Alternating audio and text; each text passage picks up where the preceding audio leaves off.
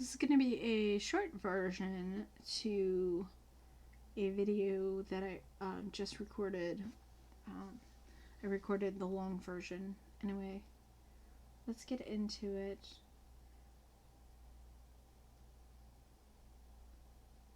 Honor the sacred memory of those we have lost by acting as one people. Open wounds cannot heal if we are divided. We must seek real bipartisan solutions. We have to do that in a bipartisan manner. Yeah, bipartisan means the left is running the show, which I had already concluded, but Tom Fitton actually mentioned it in a video one time, and that's how he put it. He was like, "Yeah, bipartisan means the left is running the show." That will truly make America safer and better for all. First, we must do a better job of identifying and acting on early warning signs. I am directing the Department of Justice to work in partnership with local, state, and federal agencies, as well as social media companies, to develop tools that can detect mass shooters before they strike. So after he just said that he just had that what was it, like a month ago, he had the social media summit where he brought all the social media people in. He said, "Oh yeah, I'm gonna give you guys free speech. Give you guys free speech." He's basically admitting that he's gonna put people in a situation where they're gonna be afraid whatever they say on any social media because they're gonna be afraid of repercussions. So even like I mean, you see, they dig back 3 years back. I mean, I'm bold and courageous for putting this up, but you see these social media companies, they go back and they dig back to people's stuff from years ago or whatever, and the littlest thing, and they're kicking people off social media for that. And if they're freaking out like it's a big deal, every little thing that somebody says online, I don't know that we really want these people in charge of, taking rights from people. As an example, the monster in the Parkland High School in Florida had many red flags against him, and yet nobody took decisive action. Nobody took decisive action because he was in some sort of program, some leftist program, that basically, if you act like a criminal, they don't do anything. So it was something to keep the school's crime stats looking low, which is an unfortunate thing. They keep crime stats looking low by letting people off of crimes. So you always get these people, particularly on the left, oh no, crime's not bad, crime's not bad. I mean, people would tell you there's hardly any crime where we live, and yet people are always on the neighborhood Facebook groups complaining their Amazon packages. We have a huge problem. People's Amazon packages get stolen, people's cars get broken into. We have a lot of that goes on in the neighborhood, but the same people vote Democrat. And they don't even understand. They don't understand that they vote Democrat, and the Democrats, won't record these statistics. And meanwhile, all of these crimes are happening, and they're like, "Oh, why isn't anything being done? Why can't we do anything? Why can't anything be done?" It's like, you voted for that. You voted for that. Like, this is the outcome when you vote to the left, when you vote for a Democrat city council person or even a rhino, when you vote for the left, that's the result. They are not tough on crime. Nobody did anything. Why not? Second, we must stop the glorification of violence in our society. This includes the gruesome and grisly video games that are now commonplace. It is too easy today for troubled youth to surround themselves with a... One, we don't know that any of these shooters were into video games. Two, they've been talking about video games since the 80s. In fact, it was the conservative Christians who in the 80s talked about video games. Now it's actually the crazy feminists because, the women are scantily clad in these video games and stuff like that. culture that celebrates violence. We must stop or substantially reduce this, and it has to begin immediately. Cultural Except culture is not dictated by the government. And unfortunately, I mean, I'm all for fixing the culture, but the same people who are pushing the gun grabbing are the same people that are pushing rot into our culture. What? Why don't you talk about porn? Why don't you talk about Hollyweird? Because they have money, and video games apparently don't have enough money, or people don't think of them as having money. I don't even play video games, but I just don't see how our constitution is set up, how our current law systems are set up, how you can justify taking people's video games, which is what he's alluding to here. Changing culture, yes, but how are you going to do that? How? I don't know that can be done from the presidential seats. That would have to be a decision made by culture. Parents would have to choose not to let their kids watch video games, except we have a culture where parents aren't allowed to tell their kids no. So how can we fix culture when we have a culture where kids are not allowed to tell their kids no?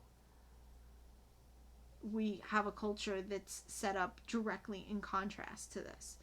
And I either passed it or I'm going to come across where he says something about a life being valued. Cough, cough. Pro-life. Abortion. Cough, cough.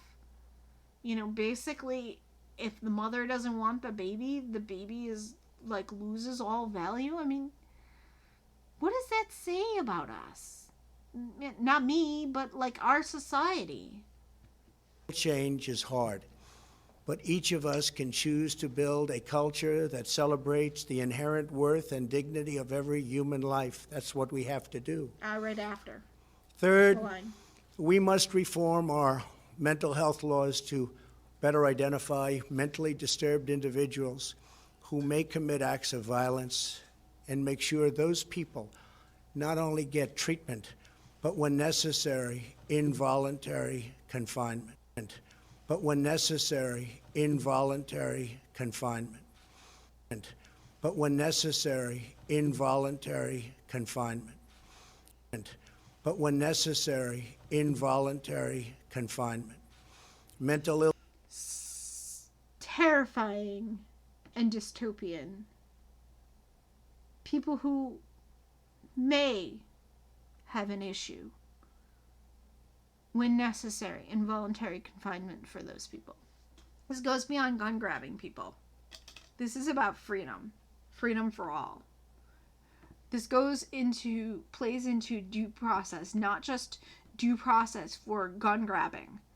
Due process for anybody who may potentially be accused of being mentally ill.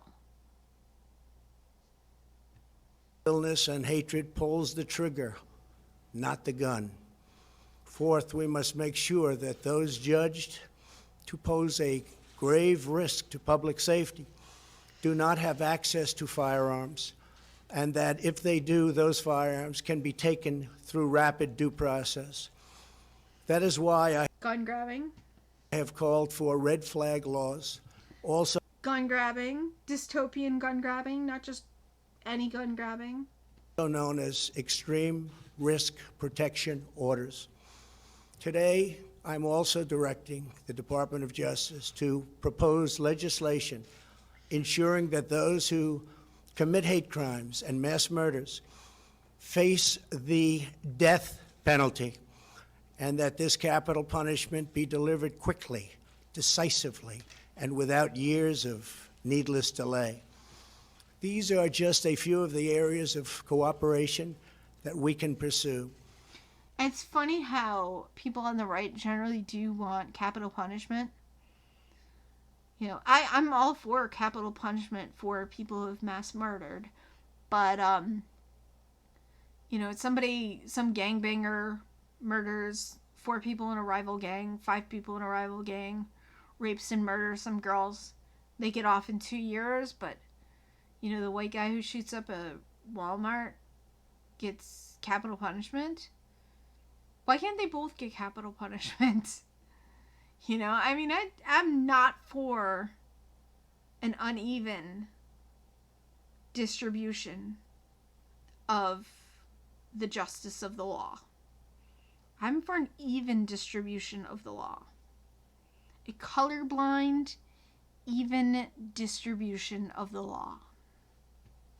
I am open and ready to listen and discuss all ideas that will actually work and make a very big difference.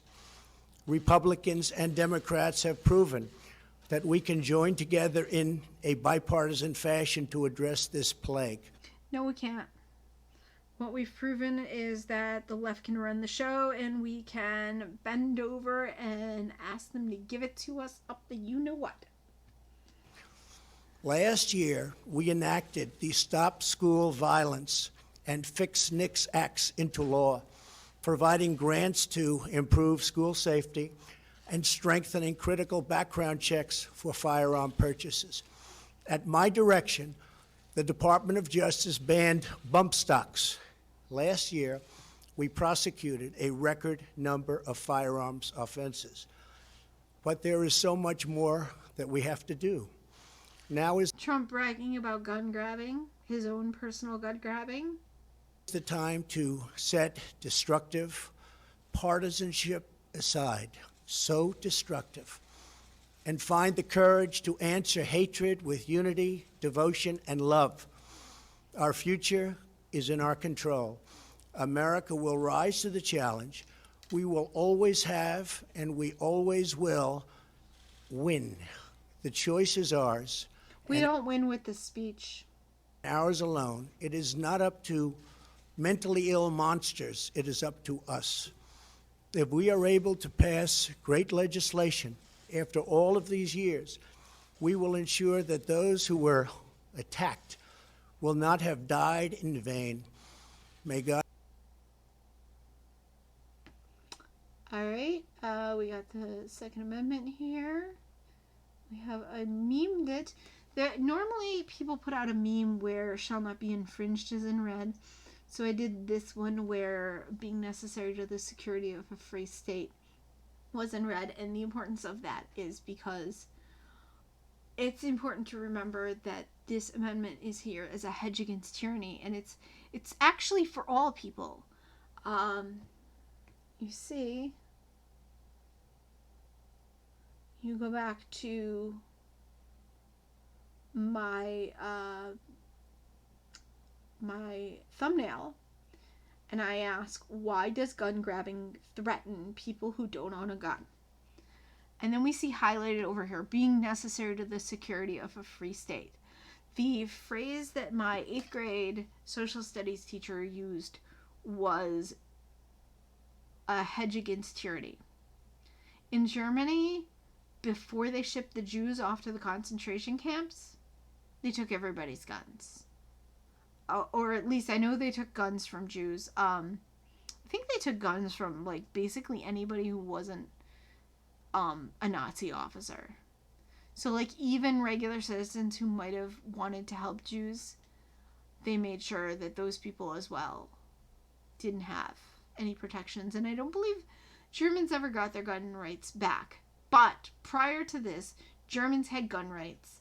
And I believe it was at some point in the 30s, after Hitler rose to power, he convinced people through propaganda that this was the best thing to do for them. And then what happened? So the left wants to talk about concentration camps, and they want to, hearken the Holocaust. And it's funny how people like Ocasio-Cortez does this, when she turned around and accused Jewish people of not allowing Fakistinians access to their homes and their housings. And when she was called out on that, which she really hasn't been pushed to answer for this, when she was called out on that, it was on Firing Line with, I want to say the woman's name was Margaret or Maggie. Anyway, I could be wrong about the woman's name, but the show was Firing Line. And she was on this firing line. And I mean, the clip has gone viral. You've probably seen it. She said, Fakistinians don't have access to their homes and their housings. And the hostess says, you use the term occupation of Palestine.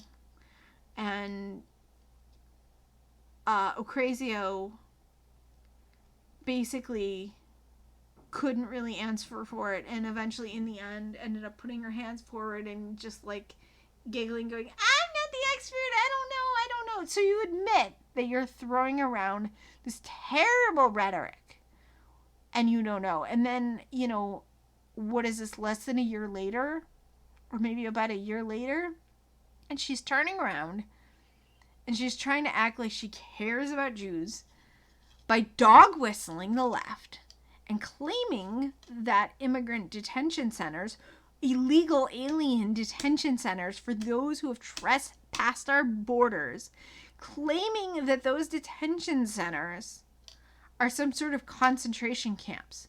Let me tell you something, sweet cheeks, and anybody else on the left who agrees with her, who might be listening.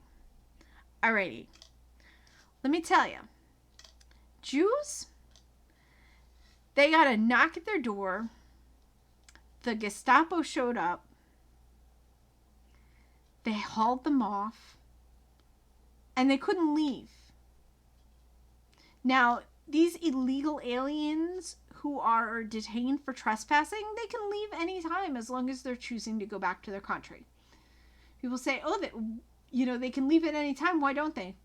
Well, because they want to be processed for asylum. They want to try to apply for asylum. This is what the NGOs told them. And I got into it with a leftist, and it ended up with, after I explained it to her, we actually ended up agreeing. Because I ended up explaining to her how the NGOs are putting ads on the television and the radio in these other countries, which I did a video about. I'll stick that in the playlist that this is going to go into.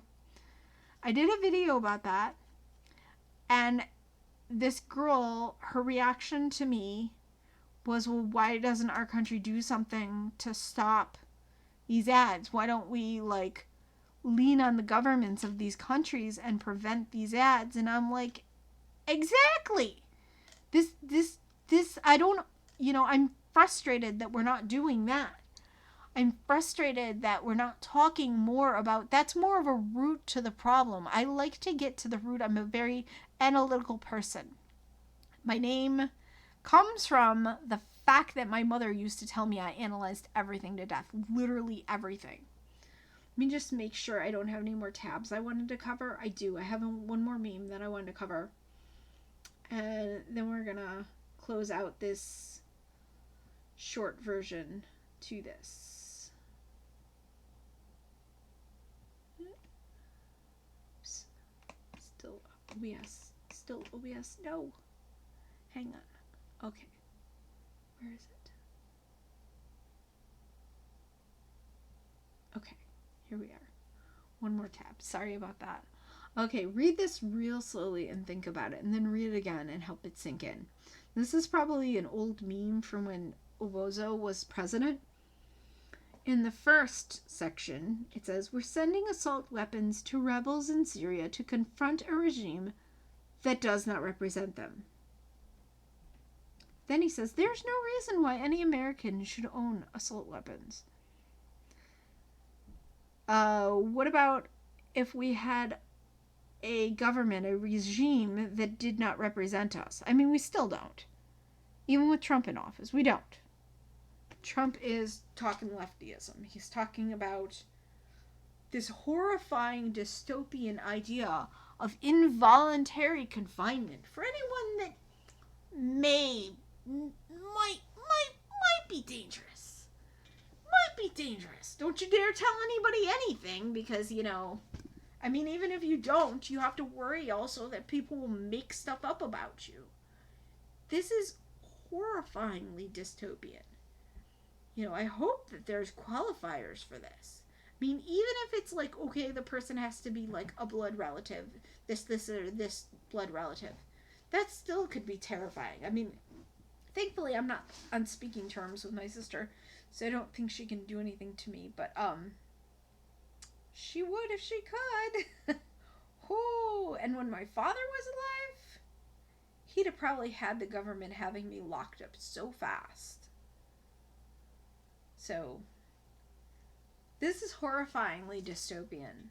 The idea that people can go to the government with lies about you and have the government crack down on you when you didn't do anything. This is exactly the things that our Constitution is supposed to protect against. This is exactly the sort of thing that was happening in England. That was the whole reason. You can imagine I'm doing circles with my hand. The whole reason why we had a Revolutionary War and broke off from them.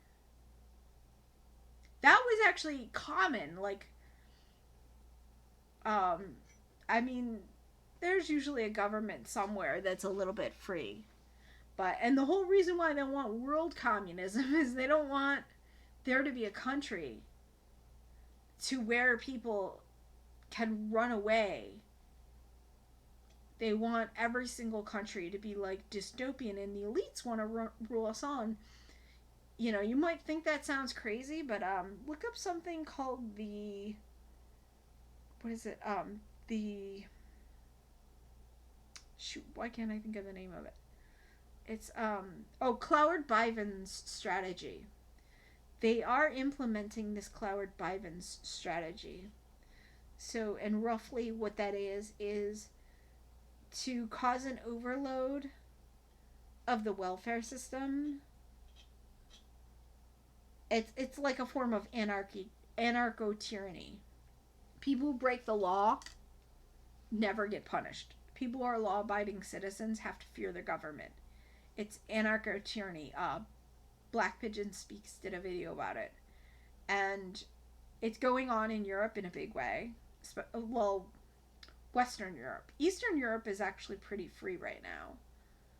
After they've had the jackboot of a large government over them for quite a bit. Alright, thanks for stopping by my channel. I'll see you all next time.